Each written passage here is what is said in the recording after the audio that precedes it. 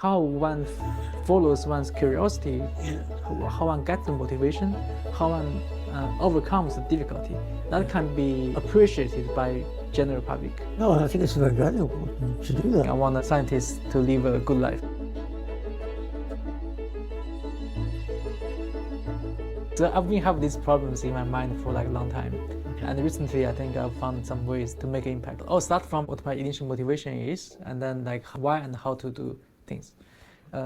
So actually, it was a couple years ago when who was my PhD supervisor, invited his students, including me, to his home. I realized that he lives very far away from the city center, and he basically lives in a small place with his wife and kids. So I feel a bit sad about it. So that's why my motivation, I want a scientist to live a good life. Well, so in Chinese culture, we say this five fortune. It includes longevity, wealth, inner peace, virtue, and good ending. Everyone has these justified things to fight for. Why is this an important thing from a social perspective? An awful lot of fundamental, very important fundamental research was done by people who were working under really materially rather bad conditions. I mean, Einstein, when he was working on special relativity, he was a clerk in the Swiss patent office. He couldn't have been very well paid, probably living in a rather small apartment, I imagine. I suspect that's also true of some of the pioneers of quantum information. In fact, this point did come up once. While I was at Sussex, there was a period at which the British government was being very unpleasant to the universities and trying to cut their funds rather seriously. And the question was actually put to some of us quite explicitly. You know, if your salary were cut by a factor of 2, say, or whatever, would you still continue to do this job? And I certainly said yes, I would. And I think a lot of my colleagues also said yes, you would. So the material incentives were nice, but they were not really the dominating, in any sense, the dominating attraction.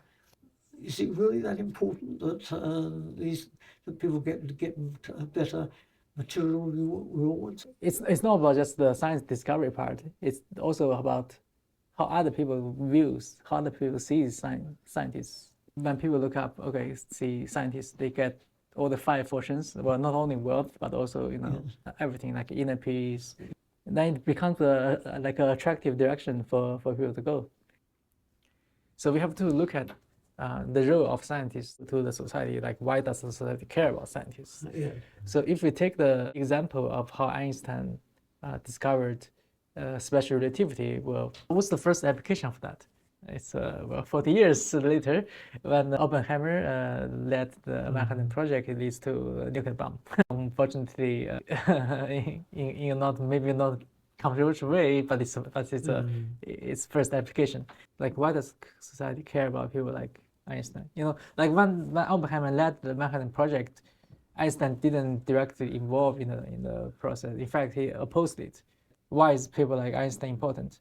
Well, because the presence of Einstein attracts people, attracts scientists or like talents in general to the place that Einstein works in. Pressure on people here in the US at the high school graduation level, the pressure to get into a so-called prestigious university like Harvard, Yale, Stanford or whatever, is enormous. And I think it's quite absurd, really. It's not at all obvious to me that you get a better education in most subjects by going to Harvard than you would by going to the University of Illinois. I'd like to think so. So it seems to me this name recognition pressure is really quite absurd, and one should basically try to resist it as much as possible. I completely understand that becoming scientist from a scientist's perspective, one have very strong inner driven Yeah. Force of curiosity. Yeah. You see, if we want to jump out of the perspective of scientist, but from the perspective of manager, Yeah. let's say if like um, if a place is able to attract more scientists, as I explained earlier, the role of scientists, let's say the presence of Einstein in United States or in Princeton, it fosters the attractiveness of this place, to people who works on creative work in general. Yes. It's not like Einstein here, it only attracts physicists. No, I agree. it's a general purpose. The well-being of scientists is relevant to how attractive this place is towards people who works on more creative work. So in general, it's related to the creativity of this region. So I'm thinking so how do we do it? Like how to make scientists live a good life? I think the essential answer lies in the connection of scientists with the society. So for instance, if we just look at the monetary aspect, if we ask a very simple question, how to make scientists rich, how to make scientists more money than they currently make. So why does scientists, people like Einstein, can hardly, doesn't make as much money? A very simple answer that I have, or reason that I have, is that it's not readily a product. One makes a equation to describe a phenomenon or have a discovery. Like a scientist cannot sell this to anyone. So if we live in a commercial world, if we want to make money, then money must come from someone else's pocket. How does that happen? It is through a transaction. It must occur through a product. So my thinking of tackling this problem is to make science discovery process into products. And in a more general setting, the well-being of scientists is to amplify the connection of scientists with the rest of the society. So the products can be in many different forms. So for instance, there are people who travel to the South Pole as a tourism. But now, I think recently they have ads-on service. So if they go with a science team where they explore the South Pole, there are a lot of people willing to pay for this trip. So they basically get a more in-depth experience than just tourism. So in part of that, they can also experience the whole scientific research process. You have like a deeper experience of this trip. There's also education products that one can create more interaction of scientists with younger students, for instance. There's a lot of people who try to think about how you can take various abstract and theoretical works, and convert it into a product of one form or another. I mean, isn't this rather specific to the particular area in question? I mean, if you're trying to think, for example, about how quantum computing could be translated into some kind of product, then that's a rather different problem for how you might convert nuclear fission into it. I mean, it seems to me it's rather closely tied to the nature of the particular research you're thinking about. So for people who works more in the application side, the connection or the product is somewhat straightforward. It's just high-tech product. We just build a quantum computer. We sell this to whatever, to maybe customers or business. So this connection is direct. But more indirectly is people who work on fundamental things. It will always be ahead of time. Like by the time it reaches a product, it always has a long time. That's just the nature of science discovery. So what I'm trying to do is to focus on the indirect connection of people who work on fundamental things, to basically release or increase the creativity of the society. An unreasonable question, but can you formulate a specific question that you're trying to ask?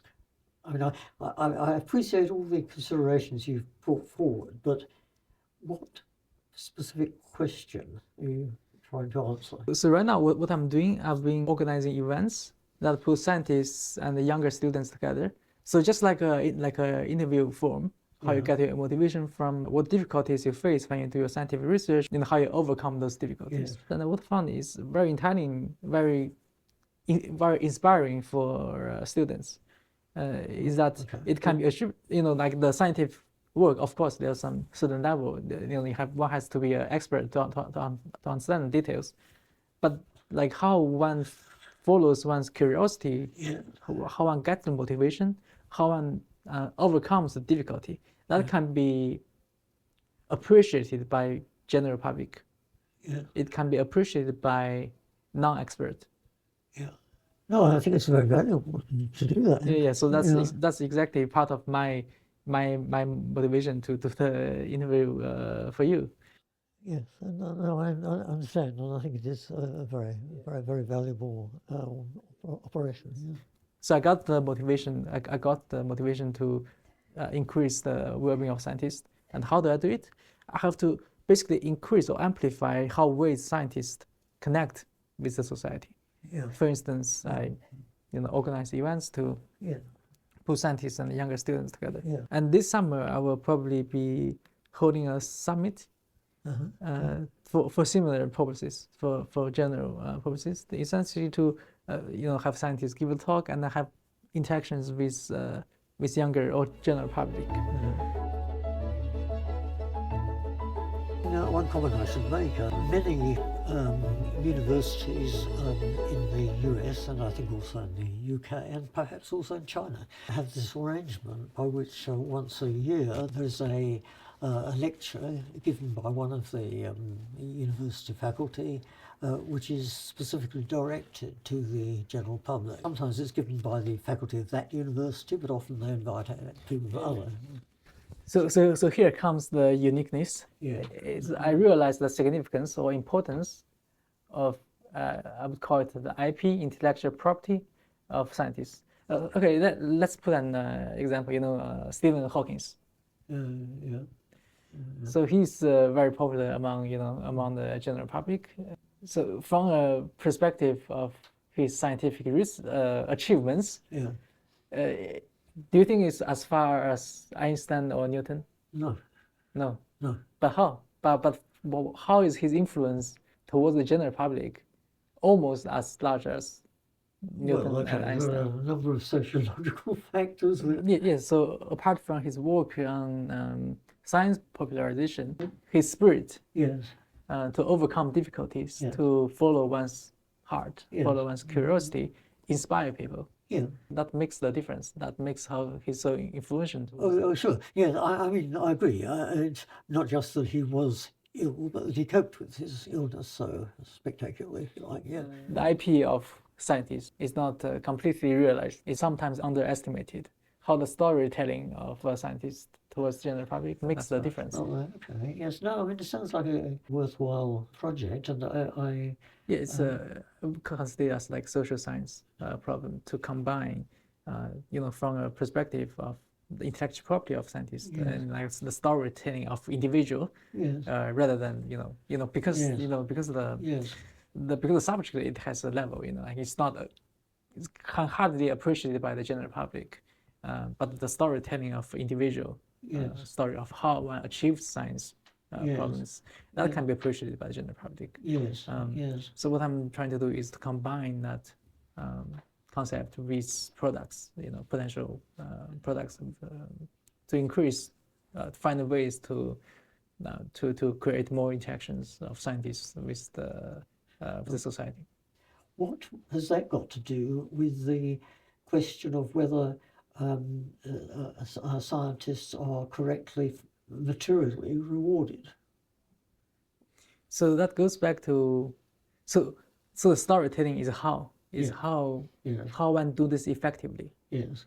So if the material reward, it goes back to the problem of why scientists can hardly make money. As I explained earlier, science discovery itself is not readily a product. No. So how to do that is to make this science, like it's to correlate science discovery with products.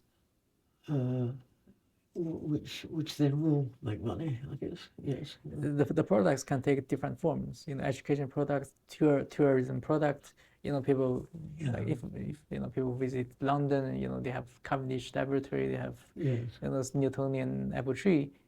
All those sites, it can be linked to people who currently doing physical research. To combine, part of the tourism experience with people who work on science. And then the storytelling part is the uniqueness, the secret of how to do this effectively. From a monetary aspect, is to figure out ways to make products out of the science discovery process. In some sense, that is what the patent system is supposed to do, isn't it? If the discovery can be directly linked, can be directly applied on a product, then the patent is relevant. So all the patent thing is more relevant to people like Oppenheimer, basically. And what I'm trying to do is more relevant to people like Einstein. I think you're right there. I mean, I do remember that in the days when cold fusion was thought to be an exciting possibility, there's a guy at MIT who tried to patent a theory of cold fusion, and he was not able to do that. The difference will be like doing science will be like, hey, I found an island full of apple trees. And then a patent will be like, okay, now I have a new method of shipping these apples to the mainland. So one can't say I patented the whole island, all apple trees belong to me. No, one can't do that. It dissuades the society from getting benefits of this discovery.